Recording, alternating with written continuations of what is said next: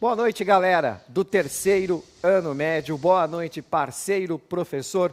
Boa noite, parceira professora. A gente vai trabalhar hoje História do Brasil. E para falar da primeira parte da Era Vargas, eu tenho um convidado extremamente especial. Ele é lutador, ele é atleta e, além de tudo, professor de filosofia. Eu estou falando do meu colega Tiagão. Tudo bem, Tiago? Boa noite. Você está falando de quem? Não, peraí. Então, ó, pessoal, beleza? Estamos aqui de novo. Agora eu estou com essa tarefa aqui de moderar, ter o poder moderador da aula do professor Alcides. Muito bem, gente. O tema da aula, eu já tinha adiantado para vocês, é a Era Vargas, a derrocada das oligarquias. Mas antes de falar dos objetivos, eu queria dar um toque para o professor e professora que está acompanhando esse nosso encontro. Vem cá comigo.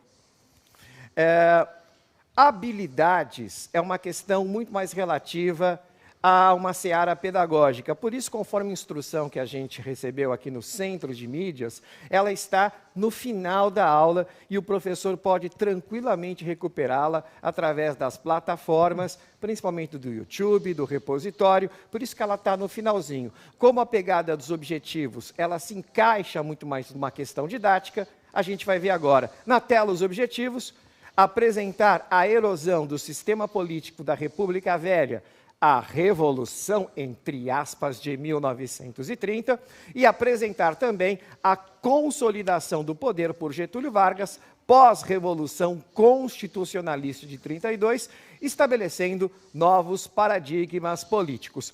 Troca o slide, bota no LED, mas antes, vamos lembrar de uma coisa: oligarquia significa um governo de poucos. Uma nomenclatura que foi estabelecida lá na Velha Grécia e que tem a ver com o período da República Velha no Brasil. Por isso, vamos antes de relembrar, começar com uma interação. Olha lá, conta pra gente. A gente está vendo uma foto, né, do Getúlio Vargas no momento da tomada do poder, num fenômeno conhecido como Revolução de 30, e olha lá. A partir das principais reivindicações do movimento tenentista. Que reivindicações são essas? Está lá na fala do Vargas: moralização política, voto secreto, modernização econômica, que na época significava a industrialização nacional e o acesso à educação pública. Então, a partir disso, você, aluno, conseguiria descrever a realidade política, eleitoral, econômica e social da República Velha. Através, então, dessa reação tenentista, a gente consegue recuperar as principais características políticas, eleitorais, econômicas e sociais. 2 minutões, a gente já volta. Vamos lá.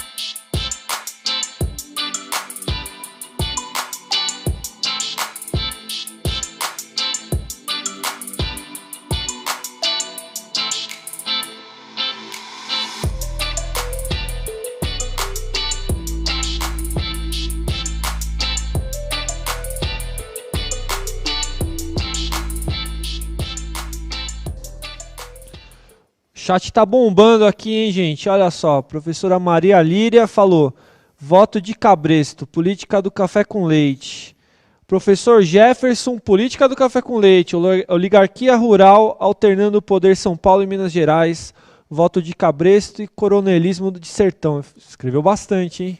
Muito bem, a galera mandando super bem e tem tudo a ver com o próximo slide. Bota no LED, produz. Olha lá, a realidade da República Velha, que vai de 1889 até 1930. Realmente, conforme falou a professora Marília, as eleições, elas eram todas viciadas, fraudadas, através de um fenômeno que é o voto de cabresto, que o aluninho já viu anteriormente. A questão política. O Brasil era governado por um conchavo entre famílias oligárquicas, cujas principais se originavam do estado de São Paulo e de Minas Gerais, os maiores produtores nacionais de café, e essa dobradinha, como bem lembrou o professor, era chamada de a República do Café com Leite. Claro, há algumas limitações pontuais nessa nomenclatura, mas, no geral, ela define esse conchavo. O Brasil dependia totalmente do café, como hoje muitos países têm a chamada maldição do petróleo. Na época, 75% de toda a pauta de exportações brasileiras eram dependentes do café. E, como dizia o Washington Luiz, um presidente da República Velha, a questão social era um caso de polícia, havia um total desprezo pelas questões relativas às necessidades mais emergenciais do povo. Vamos continuar a aula agora, vamos fazer uma digressão histórica, bota no LED, que a gente vai entender como se desmorona a República Velha. O Brasil foi atingido em cheio pela crise de 1929, o crash da Bolsa de Nova York, que gera aquele efeito cascata, que gera aquele efeito dominó, que leva a economia nacional a se colapsar. Isso aprofunda uma crise política que a gente já assistia no Brasil, que faz com que São Paulo acabe rompendo definitivamente com Minas Gerais. Uma espécie de traição. É dessa forma que os mineiros viram a imposição que São Paulo fez pela presidência de Júlio Prestes. Os mineiros acabaram, então, depois desse rompimento, compondo com a Aliança Liberal, cujo principal líder era Getúlio Vargas, um velho representante da oligarquia gaúcha, a chamada oligarquia dissidente, que sempre viu com maus olhos, né, essa hegemonia estabelecida principalmente pelos paulistas. E a Aliança Liberal do Vargas vai encampar o discurso pela moralização que fez com que os tenentes ganhassem um impulsionamento muito forte na década de 20. Vamos trocar o slide agora, vamos ver aqui. Outubro de 1930. Vocês estão olhando aqui, Revolução, fecha em mim. Vamos lá. Teve uma aula, quando a gente falou de Revolução Russa, eu deixei muito claro que revolução é um termo sociológico. Revolução, ele precisa da participação popular. Quando não há participação popular na ruptura do poder, é muito comum a gente verificar, a gente julgar isso como uma espécie de golpe de Estado. E a gente coloca a revolução entre aspas, porque a participação popular, ela não ocorre realmente na Revolução de 30, um fato que, inclusive, o próprio Prestes chama a atenção. O próprio Prestes, um personagem político que a gente vai discutir pra caramba durante as aulas, ele vai dizer, não foi bem uma revolução, está muito mais para um golpe de Estado, para um arranjo entre elites. Vamos voltar aqui para o LED. Sulistas, sob o pretexto de fraude, recusam a aceitar a derrota da Aliança Liberal. O João Pessoa, que era o vice, era o candidato a vice-presidente na chapa do Vargas, ele é assassinado e isso praticamente vira o estopim de uma revolta armada. Uma revolta armada que reúne as oligarquias dissidentes, principalmente a gaúcha, a da Paraíba, que une-se a Minas Gerais. E, outubro de 1930, a galera, então, toma o poder. Volta aqui para mim de novo. Gente, um dos aspectos sociológicos que movem o processo revolucionário é quando há uma fratura no poder constituído, de forma que quem tem o poder não tem como mantê-lo, não tem como resistir. E uma vez fraturado, erodido, sem capacidade de resistência, fica muito fácil para outra parte tomar o poder. E esse fenômeno a gente vê, então, no contexto da Revolução de 30, quando Washington Luiz ele é deposto de uma forma relativamente fácil e o Vargas, então, vai subir ao poder constituído um governo provisório. Vamos agora para uma interação. Vamos para o próximo. Isso, é um simuladão. Eu vou aqui só ler o enunciado. Vocês vão ter aí, no máximo, 1 minuto e meio. E vamos ver se a galera vai mandar bem na múltipla escolha. Façamos serenamente a revolução antes que o povo a faça pela violência. A frase de Antônio Carlos Andrada, que era o líder da oligarquia mineira no contexto de 29 e 30, se relaciona diretamente a que 1 minuto e pouco produza aquela música maneira. Vamos lá.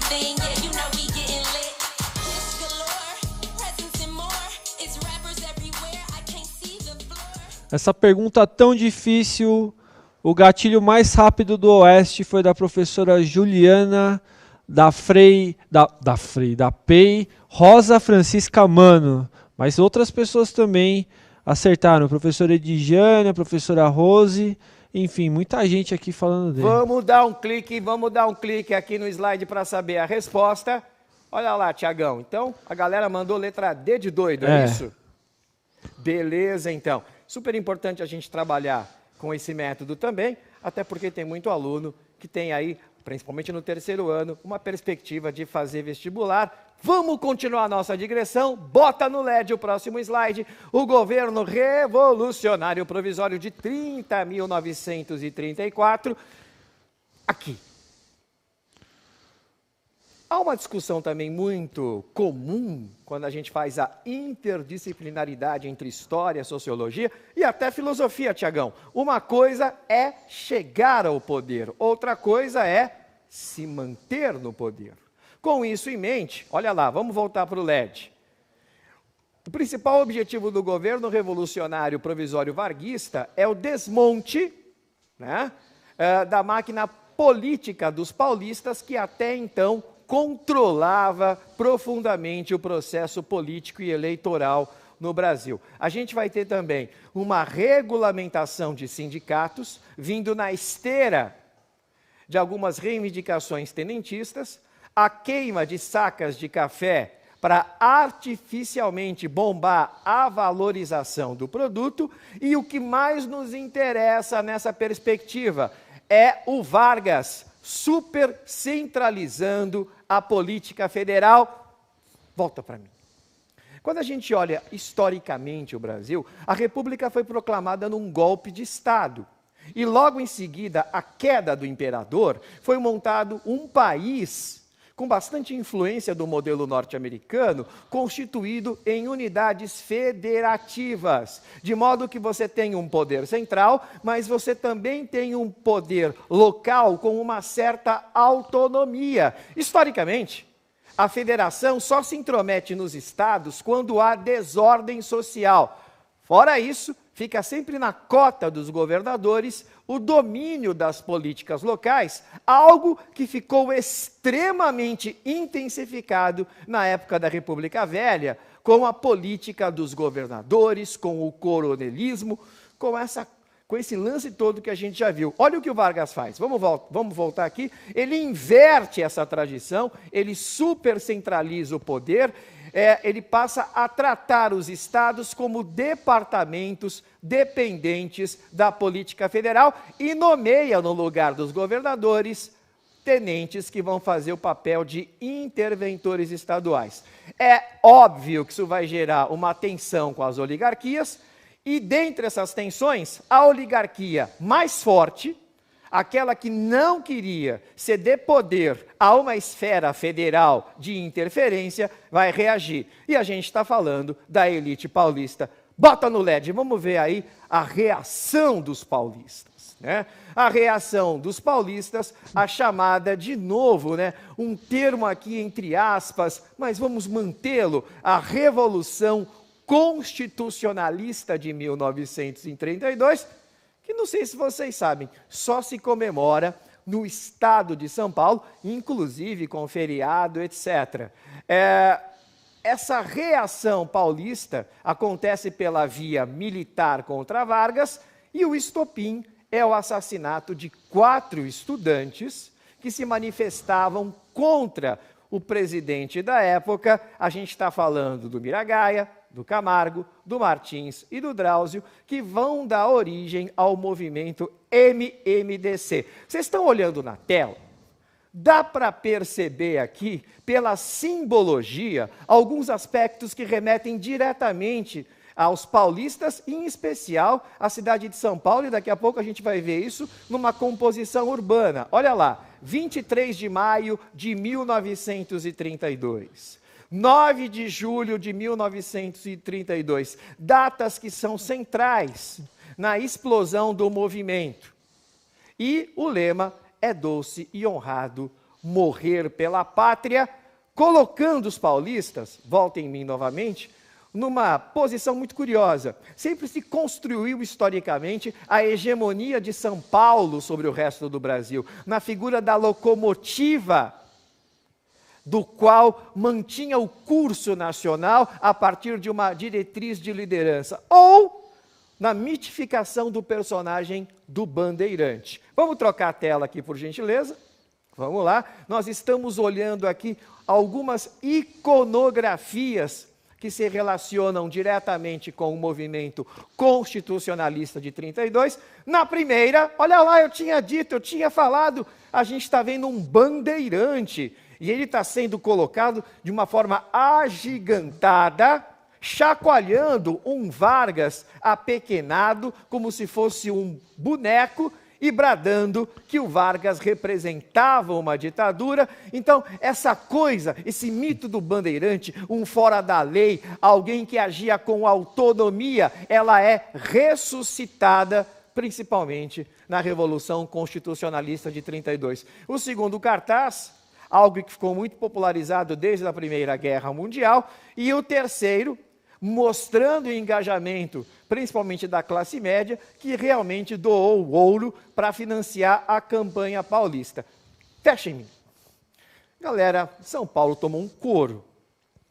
Foi até relativamente fácil para as tropas federais vencerem militarmente os paulistas. Bastou fazer um anel, né, impedindo a importação de suprimentos no Porto de Santos.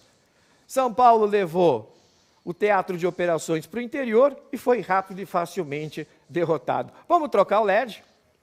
Vamos lá. Mas olha, ainda que derrotado, eu já vou antecipar um comentário, seria impossível para o Vargas governar sem os paulistas.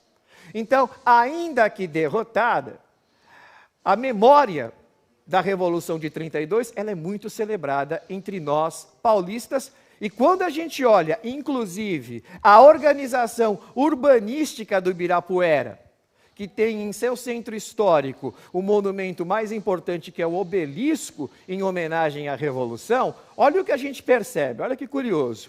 Para chegar do Ibirapuera, tá vendo aqui, Tiagão? Sim. A gente passa por qual avenida? 23 de maio. Para 23 de maio. Quando a gente sai, a gente vê qual avenida? 9 de julho. E a Avenida Brasil. Olha que curioso, se compôs, do ponto de vista urbanístico, uma memória extremamente celebrativa de um fenômeno do qual os paulistas perderam. Isso que é muito curioso. tá? E a própria Assembleia Legislativa do Estado de São Paulo, ele fica no anel do Ibirapuera. Se não bastasse tudo isso, olha aqui, ó. Os paulistas, a elite paulista chegou a uma conclusão extremamente interessante. Não dava para vencer nas armas, mas por que não vencer pela ciência?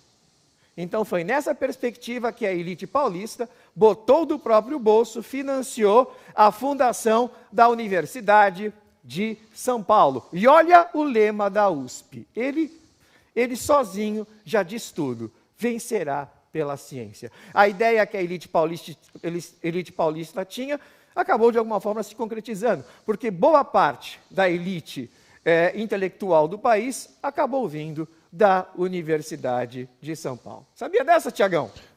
Eu sabia porque eu fiquei lá 17 anos. Foi Caramba, você triste. nasceu lá então, né? Eu vivi a vida inteira lá, agora eu tenho 18. Foi lá. Muito bem, gente, vamos trocar agora, vamos para o jogo pedagógico rapidinho, que a gente está chegando no fim da aula. Vamos lá? Eu sou um lugar. Eu vou dar aqui as dicas. Se tiver algum cabra, tem os nerdão que acerta na primeira. Certo. Segunda, você já fala o nome do professor, da professora, melhor ainda se for aluninho. Eu sou um lugar, vamos para a primeira dica, por gentileza. Vamos que vamos. Tenho histórico de separatismo desde o Império. Estamos vendo aqui, ó. Vamos Então, ver tá se vendo aí? Você já sabe a resposta para saber se o cara acertou? Você acha que eu sei? Ixi, Eu Maria. sei Vamos nada. para a segunda. Fiz acirrada oposição à dobradinha café com leite. Posso falar o que eles estão falando aqui? Não, você vai falar o nome da pessoa. Fala um que está Professor, participando. então, exatamente. O professor Reginaldo falou os sulistas. Volta aqui para mim. Esse professor Reginaldo, se for o mesmo, parabéns. Porque não é a primeira nem a segunda vez que ele vai logo de cara. Muito bem. Vamos para a terceira dica. Tive forte imigração europeia em meu território. Agora ficou mais fácil. Tá. Agora ficou mais fácil. A quarta e última dica. Getúlio Vargas nasceu em mim. Bom, eu falei sulistas, mas eu não falei qual estado do sul, né? Mas eu sou um lugar. Qual é o estado do sul? Rio Grande do Sul. Isso, bota no LED a resposta, vamos lá. Eu sou o Rio Grande do Sul, tchê. Muito bem, vamos trocar aqui, vamos correr também, porque a gente está chegando no final da aula. No governo provisório 30 e 34, a gente tem um período de conciliação, né? Por isso que os paulistas falam que mesmo perdendo, ganharam. O Vargas convoca uma Assembleia Nacional Constituinte, marcada inclusive pela primeira vez na história do Brasil, a participação da mulherada, viva o voto feminino, né? Inclusão foi bem bacana e a criação da Justiça Eleitoral. A gente está vendo inclusive aqui a Carlota Queiroz, foi a única constituinte de 34. Foi daí que a gente começa a construir um rol de inclusão cada vez maior no processo eleitoral. E quais as principais marcas dessa Constituição? A redemocratização do país, ela vai ter um perfil social, ela vai ser nacionalista e ela ressuscita a autonomia das unidades federativas, que era uma marca da tradição política brasileira. Vamos trocar o LED, agora vou ter que começar a correr. A mulher que faz as libras vai brigar comigo. O simuladão, a gente vai dar uma puladinha. O professor deixar reservado aí. Vamos passar o próximo, vamos passar o próximo. Eu sou esse eu vou ter que fazer. Primeira dica. Cadê a primeira dica? No Brasil, fui a terceira. Não é esposa, hein? Ok, estamos vendo. Pelo amor de Deus. Tem respostas já. Já tem resposta? Tem resposta. Fala o nome de um que... Não é o Reginaldo, não. Não, João Pedro. Ah, tá.